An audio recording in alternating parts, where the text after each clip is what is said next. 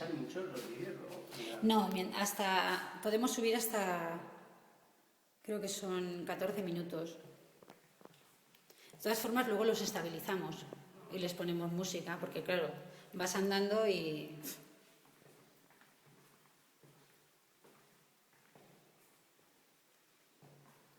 Yo alguno me toca recortarlo, sobre todo cuando voy a ver chalés y cosas así, como tienen jardín, piscina y toda la historia, luego toca recortar. Además voy haciendo y voy hablando, no me voy dando cuenta del tiempo. Si no sé, hay que pasarlo a lo tipo Benny Hill ahí todo corriendo.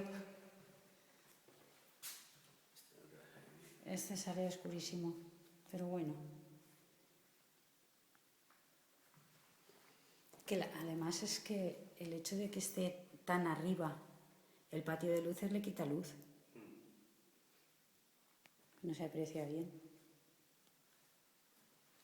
Bueno, más o menos. Sí, la idea se la hacen.